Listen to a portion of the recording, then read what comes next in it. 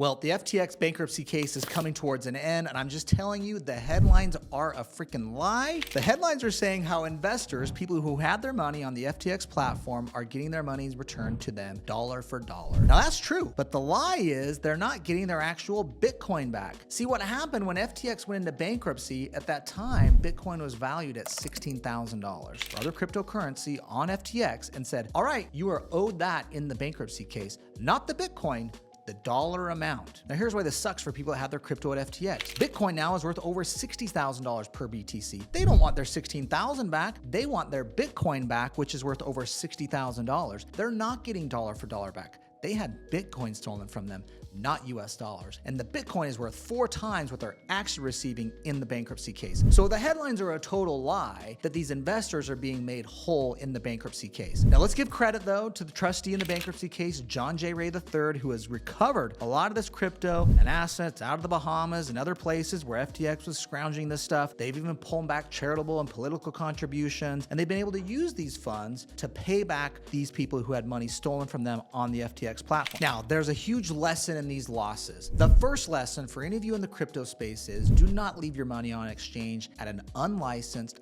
unregulated custodian or provider like FTX was. FTX actually came to us to work with us to do business on crypto IRAs, and we turned them down. I asked them, how are you guys licensed and regulated? And they said, we have a money transmitter license. I'm like, a money transmitter license? Like the payday lending store down the street? That's your license? You mean you don't have a trust company license? You're not audited or regulated by a banking examiner? There's no way in heck I would let my clients' assets go over there. That's why we use a provider like Gemini that's audited, regulated, and licensed for people who want to hold crypto on exchange, which is what we do, of course, with our crypto IRAs. Now, for everyone else in crypto, if you're like, Matt, I don't want to be on exchange anywhere, make sure you're using an off-exchange hardware wallet so your crypto is under your control. You have the keys. You have no third-party risk to your crypto. Don't want to end up like FTX. One of the greatest risks in crypto is not necessarily the crypto you're investing in, whether that's Bitcoin or Ethereum or other types of cryptocurrencies. It's where you're storing this or who the provider or third parties you're associating with. A lot of the people that have lost the most money in crypto are people that have had their money stolen or lost. Think of FTX,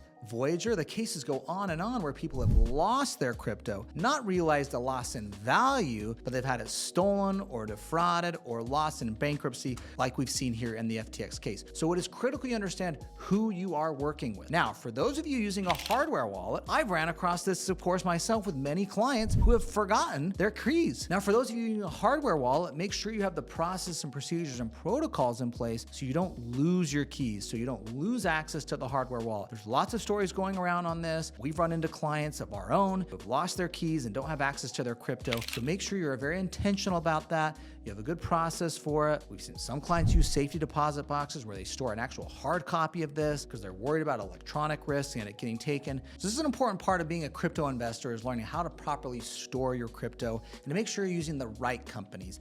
FTX is the classic example of don't use the cool company. Be like Taylor Swift, let them go. Don't be like Tom Brady and get freaking roasted by a company like FTX. Thanks for watching. I hope you learned something from this short little video. Make sure you're subscribed to my channel though. I go live once a week. We're dropping videos almost every day about teaching you strategies on how to build wealth, protect your assets, save on taxes, and create a retirement you're looking forward to. We'll see you next time.